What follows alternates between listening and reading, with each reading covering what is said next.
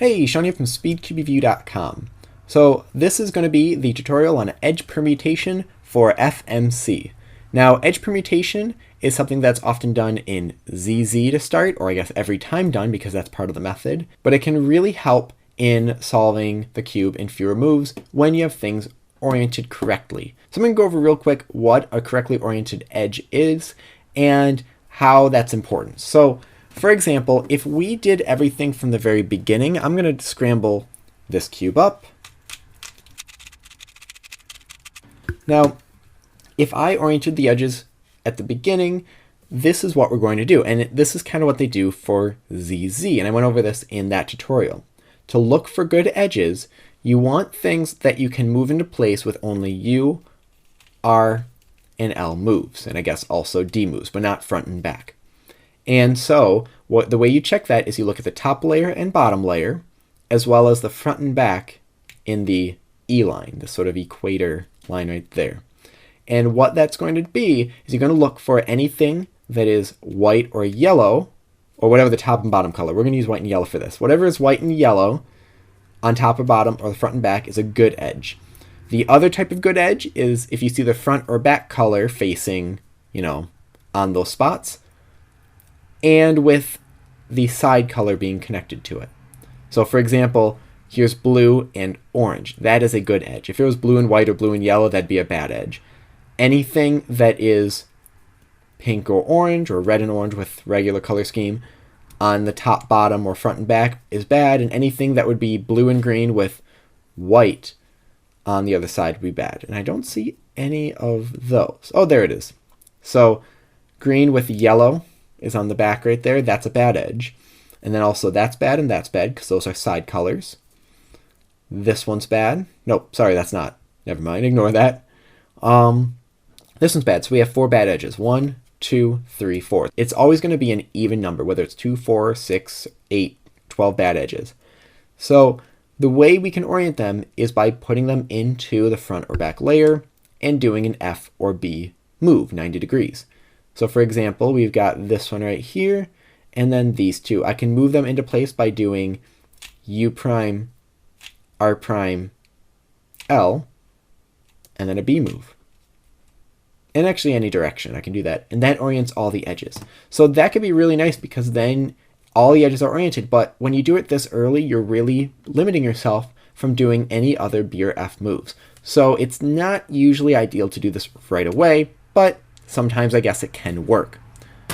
To pick up where we left off, we have 2 different things going on. We've got this one and this one. This one being the regular and this one being the inverse of the scramble. So again, same way to tell for good or bad edges, that you can kind of hold it in any way, and then I look at the top and the E line. And since this is at the very end, before I insert the last layer, this could be really beneficial because it's right before OLL.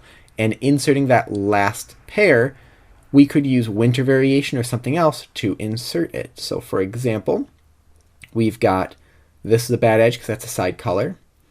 And then this is a bad edge. So we've got 1 and then 2. So to orient it, same sort of thing. We're going to do an F move to orient that piece. It misorients these 3, but we're going to fix that by moving that other bad edge over, and then you fix those 3 and fix that 1. And now we have no bad edges here. Now let's write those moves down before I forget what I just did.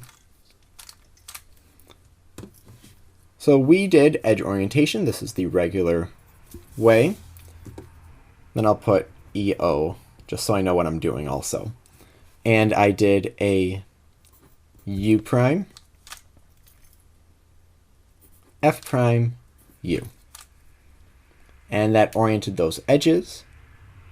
Then it didn't really give us, oh, I guess that's actually not a bad insertion right there. So then what I can do is insert this with F. And the reason why this is F, remember you guys that green is always in front, so even though we're holding it a different way, we're using those letters. And again, that was kind of weird for me to look at first, but after a little bit it gets much easier. And then I can do L, F, L prime. And that inserted that and left us actually with a really good case. Edges are all oriented in place as well. So that's not a bad idea right there. Let's see what we do with the inverse one. And actually, if I leave it like this, I'll leave it like that. So we can orient these edges for the inverse as well. So we've got two bad edges here. We can orient them by doing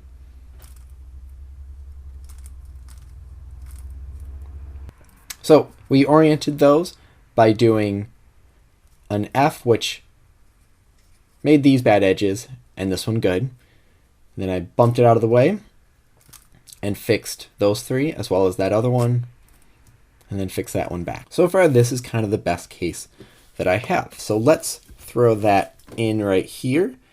We've got U prime, F, U, F, L, F, L prime. Now, you can orient edges really at any step. I will often look for it during that last edge or the last two edges.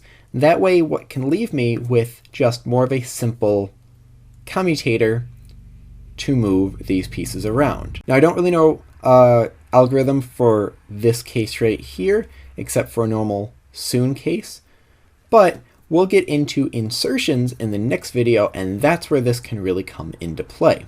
So I'll see you right then.